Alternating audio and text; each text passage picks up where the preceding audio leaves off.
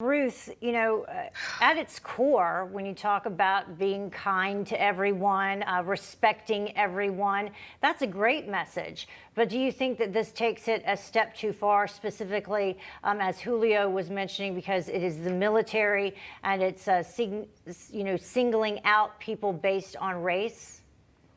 I am so overdone with this. This whole topic and what Jill Biden is doing, how disingenuous this is. Children are by nature kind. Children are by nature loving.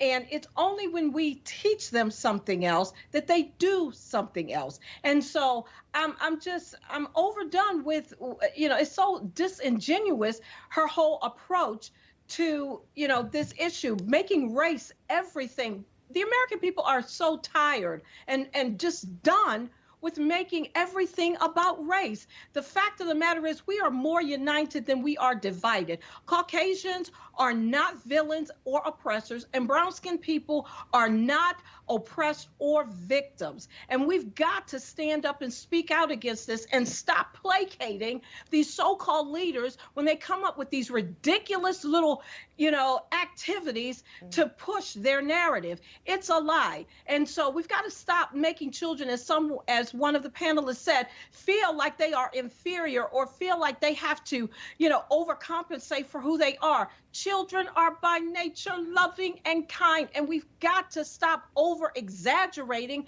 this issue that somehow or another there's something wrong with them. There's nothing wrong with them. They were made in the image and the likeness of God, and that's the truth, the whole truth, and nothing but the truth. And we've got to stop racializing every single thing in this country. Jill Biden, stop it. Okay, just stop it. Go find something else to do, but don't mess with the children because God made them to be loving and kind. Stop it. Hal, I want to come to you because, I'm an old millennial, but I'm old enough to remember when Bill Clinton stood up and said there's nothing wrong with America that cannot be fixed by what is right with America.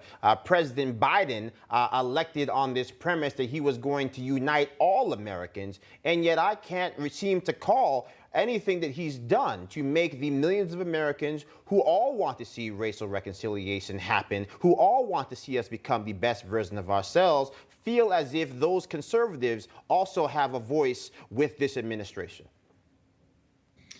No, that's exactly right. I mean, Bill Clinton was much more of a unifier than what we're seeing today. And I would say, the video, the short clip on Sesame Street was pretty benign, actually. The headlines were much more about it being a racial thing, which I think was deliberate by the Biden administration. They actually wanted to make it more about race than the video actually was.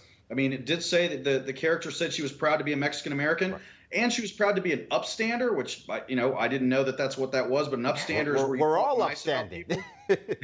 But what's interesting is Jill Biden said, I'm proud to be an upstander too. She didn't say I'm proud to be a European American. Yeah, Hal, unfortunately, don't want to cut you off, but we got to pay the electric bills. Hal Lambert, Ruth Edmonds, and Julio Rivera, thanks you both all. Thank you for the panel.